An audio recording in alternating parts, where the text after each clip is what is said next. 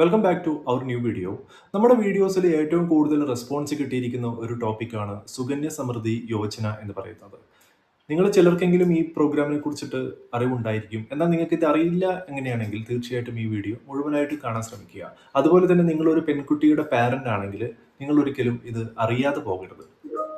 നമുക്ക് ടോപ്പിക്കിലേക്ക് കടക്കാം. സുകന്യ സമൃദ്ധി യോജന 10 വയസ്സിൽ താഴെ പ്രായമായിട്ടുള്ള പെൺകുട്ടികളുടെ പേരിൽ ഇൻവെസ്റ്റ് ചെയ്യാൻ പറ്റുന്ന ഏറ്റവും സിമ്പിൾ ആയിട്ടുള്ള ഒരു ഇൻവെസ്റ്റ്മെന്റ് സ്കീമാണ് സുകന്യ സമൃദ്ധി യോജന. നമ്മുടെ നാഷണൽ പെൻഷൻ സ്കീമിന്റെ അണ്ടറിലാണ് ഈ ഒരു പ്രോഗ്രാം ഇൻക്ലൂഡ് ചെയ്തിരിക്കുന്നത്. അതുപോലെ തന്നെ നമുക്ക് ഇതിൻ്റെ അകത്ത് വെറുതെ ഇൻവെസ്റ്റ് ചെയ്യാൻ പറ്റില്ല. നമുക്ക് കുറച്ച് കണ്ടീഷൻസ് ഇതിൻ്റെ അകത്തുണ്ട്. എന്തൊക്കെയാണ് ആ കണ്ടീഷൻസ് എന്നുള്ളത് നമുക്ക് നോക്കാം. 10 വയസ്സിൽ താഴെ പ്രായമായിട്ടുള്ള പെൺകുട്ടികളുടെ പേരിൽ മാത്രമേ ഇതിൽ ഇൻവെസ്റ്റ് ചെയ്യാൻ സാധിക്കുകയുള്ളൂ. അതുപോലെ തന്നെ പെൺകുട്ടിയുടെ പാരന്റ് അല്ലെങ്കിൽ ലീഗൽ ഗാർഡിയൻ ആയിട്ടുള്ളവർക്ക് മാത്രമേ ഈ ഒരു അക്കൗണ്ട് തുടങ്ങാൻ വേണ്ടി സാധിക്കുകയുള്ളൂ. അതുപോലെ 15 വർഷം നമ്മൾ കണ്ടിന്യൂസ് ആയി ഇതിൻ്റെ അകത്ത് ഇൻവെസ്റ്റ് ചെയ്തുകൊണ്ടിരിക്കണം. ഏറ്റവും ചുരുങ്ങിയത് 250 രൂപ മുതൽ 1,50,000 രൂപ വരെ നമുക്ക് ഒരു വർഷം ഇതിൻ്റെ അകത്ത് ഇൻവെസ്റ്റ് ചെയ്യാൻ വേണ്ടിയിട്ട് സാധിക്കും. അതുപോലെ തന്നെ ഇതിൻ്റെ മെച്യൂരിറ്റി പീരീഡ് എന്ന് പറയുന്നത് 21 വർഷമാണ്. സോ 21 വർഷം കഴിഞ്ഞാൽ ഇത് മെച്യൂറായി നമുക്ക് ടോട്ടൽ എമൗണ്ടും വിഡ്രോ ചെയ്യാൻ വേണ്ടി സാധിക്കും. അതിന് ഡീറ്റെയിൽ ആയിട്ട് ഇതിലേക്ക് വരാം. എന്താണ് ഈ പ്രോഗ്രാം? സുകന്യ സമൃദ്ധി യോജന എന്ന് പറയുന്നത് ബേട്ടി ബച്ചാവോ ബേട്ടി പത്താവോ എന്ന് പറയുന്ന ക്യാമ്പയിൻ്റെ ഭാഗമാണ്. ഇതിൽ ഇൻവെസ്റ്റ് ചെയ്യുമ്പോൾ നമുക്ക് കംപ്ലീറ്റ്ലി ടാക്സ് ഫ്രീ ആയിട്ടുള്ള ഒരു ഇൻവെസ്റ്റ്മെന്റ് ആണ് ഇതിൽ വരുന്നത്. പെൺകുട്ടികൾക്ക് പ്രായമാകുമ്പോൾ ഒരു ഫിനാൻഷ്യലി ഇൻഡിപെൻഡൻ്റ് ആകുക എന്നുള്ള ഒരു ഉദ്ദേശത്തോട് കൂടിയിട്ടാണ് ഈ ഒരു സ്കീം നിലവിൽ വന്നിട്ടുള്ളത്. ഇപ്പോൾ കറണ്ട് ഫിനാൻഷ്യൽ ഇയറിൽ, അതായത് 2026 ഫിനാൻഷ്യൽ ഇയറിൽ ഏകദേശം 8.2% ആണ് ഇതിൻ്റെ ഇൻട്രസ്റ്റ് റേറ്റ് നൽകുന്നത്. എവിടെ നിന്നാണ് നമുക്ക് ഈ പറഞ്ഞ സ്കീം ഇൻവെസ്റ്റ് ചെയ്യാൻ സാധിക്കുക? നമുക്ക് പബ്ലിക് സെക്ടർ ബാങ്കുകളിലും ഷെഡ്യൂൾഡ് ബാങ്ക്സിലും അതുപോലെ തന്നെ പാർട്ടിസിപ്പൻ്റ് ആയിട്ടുള്ള കമേഴ്ഷ്യൽ ബാങ്ക്സിലും അതുപോലെ തന്നെ പോസ്റ്റ് ഓഫീസിലും നമുക്ക് ഈ പദ്ധതിയിൽ അംഗമാകാൻ പറ്റും. ഒരു ഫാമിലിയിൽ 2 പെൺകുട്ടികൾക്ക് വരെ നമുക്ക് അക്കൗണ്ട് ഓപ്പൺ ചെയ്യാൻ പറ്റും. മാക്സിമം 2 പേർക്ക് മാത്രമേ ഇതിൻ്റെ അകത്ത് അക്കൗണ്ട് ഓപ്പൺ ചെയ്യാൻ പറ്റുള്ളൂ. അതും ഇൻഡിപെൻഡൻ്റ് ആയിട്ട് തന്നെ ചെയ്യണം. അതുപോലെ NRIs ആയിരിക്കുന്ന പാരൻസിന് ഈ ഒരു അക്കൗണ്ട് തുടങ്ങാൻ വേണ്ടി സാധിക്കില്ല. മിനിമം ഇൻവെസ്റ്റ്മെൻറ്റ് 250 രൂപയെങ്കിലും നമ്മൾ ഇതിൻ്റെ അകത്ത് ഒരു വർഷം ചെയ്തിരിക്കണം. അതുപോലെ തന്നെ മാക്സിമം 1,50,000 രൂപ വരെ നമുക്ക് ഇതിൻ്റെ അകത്ത് ഇൻവെസ്റ്റ് ചെയ്യാൻ വേണ്ടി സാധിക്കും.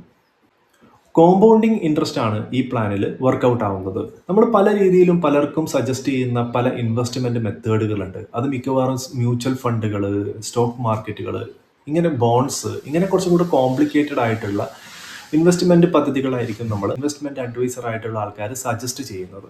എന്നാൽ ഇതിൻ്റെ അകത്ത് അത്തരത്തിലുള്ള യാതൊരു വിധത്തിലുള്ള കോംപ്ലിക്കേഷനും ഇല്ല. ഇവർ ഈ പറഞ്ഞിരിക്കുന്ന 8.2% ഇൻട്രസ്റ്റ് റേറ്റ് എന്ന് പറയുന്നത് അത് നമുക്ക് ആ പീരീഡ് കഴിയുന്നത് വരെ അത് തന്നെ നമുക്ക് ലഭിച്ചുകൊണ്ടിരിക്കും.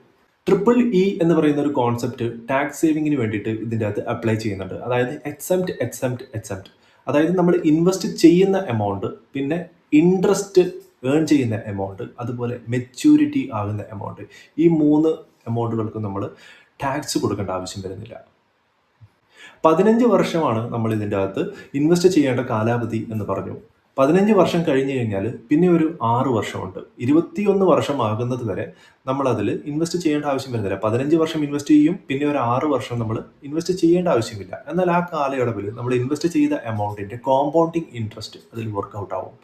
സോ 21ാമത്തെ വർഷം നമുക്കത് മെച്യൂർ ആയിട്ട് നമുക്ക് വിഡ്രോ ചെയ്യാൻ പറ്റും. പാർഷ്യൽ വിഡ്രോവൽ പോസിബിൾ ആണോ എന്ന് പലർക്കും ഇതിൻ്റെ അകത്ത് ഡൗട്ട് ഉണ്ടായിരിക്കും. പ്രിമച്വർ വിഡ്രോവൽ ചെയ്യണമെന്നുണ്ടെങ്കിൽ ചില കണ്ടീഷൻസ് ഉണ്ട്. അതെന്തൊക്കെയാണെന്ന് നോക്കാം. 10ാം ക്ലാസ് പാസ്സായി, അതുപോലെ SSLC കഴിഞ്ഞു, ഹയർ സ്റ്റഡീസിന് നോക്കുകയാണ്, അതിൻ്റെ അകത്ത് ഫീസിന് വേണ്ടിയിട്ട് നമുക്ക് ഇതിൻ്റെ അകത്ത് പൈസ വിഡ്രോ ചെയ്യേണ്ട ആവശ്യമുണ്ടെങ്കിൽ നമുക്ക് 50% താഴെയുള്ള എമൗണ്ട്സ് നമുക്ക് വിഡ്രോ ചെയ്യാനുള്ള പെർമിഷൻ ഉണ്ട്. അതുപോലെ തന്നെ 18 ഇയർ കഴിഞ്ഞു, 18 വയസ്സ് കഴിഞ്ഞു, മാരേജ് പർപ്പസിന് വേണ്ടിയിട്ടാണ് ഈ ഒരു വിഡ്രോവൽ ട്രൈ ചെയ്യുന്നതെങ്കിൽ നമുക്കിത് വിഡ്രോ ചെയ്യാൻ പറ്റും.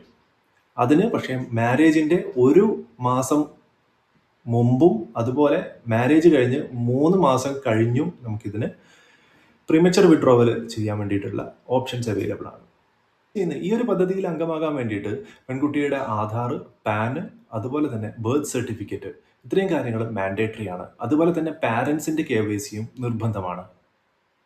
18 വയസ്സ് കഴിഞ്ഞ് കഴിഞ്ഞാൽ ആ കുട്ടിക്ക് തന്നെ ഈ അക്കൗണ്ട് ഓപ്പറേറ്റ് ചെയ്യാനുള്ള റൈറ്റ്സ് ഉണ്ട്.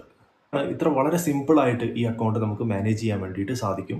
ഹയസ്റ്റ് ആയിട്ടുള്ള ഒരു ഇൻട്രസ്റ്റ് റേറ്റും ഇതിൻ്റെ അകത്ത് ലഭിക്കുന്നുണ്ട്. സിമ്പിളായിട്ട് മനസ്സിലാക്കാൻ ഞാനിവിടെ ഒരു ഉദാഹരണം കൊടുത്തിട്ടുണ്ട്.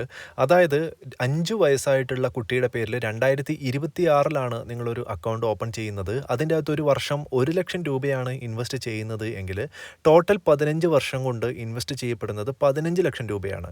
അത് കഴിഞ്ഞ് 6 വർഷത്തെ വെയിറ്റിംഗ് പീരീഡും കഴിഞ്ഞ് 21ാമത്തെ വർഷം നമ്മൾ എടുക്കുന്ന സമയത്ത് അത് ഏകദേശം 46 ലക്ഷത്തോളം രൂപയായിട്ടാണ് നമുക്ക് മെച്യൂറായി കിട്ടുന്നത്. അതായത് 31 ലക്ഷം രൂപ നമുക്ക് ഇൻട്രസ്റ്റ് ഇനത്തിൽ തന്നെ ലഭിക്കുന്നു എന്നതാണ് ഇതിൻ്റെ ഹൈലൈറ്റ്. സോ ഈ വീഡിയോ നിങ്ങൾക്ക് ഇഷ്ടമായെങ്കിൽ തീർച്ചയായിട്ടും ഈ ചാനൽ ഒന്ന് സബ്സ്ക്രൈബ് ചെയ്ത് സഹകരിക്കുക. അതുപോലെ തന്നെ ലൈക്ക് ചെയ്യുക. താങ്ക്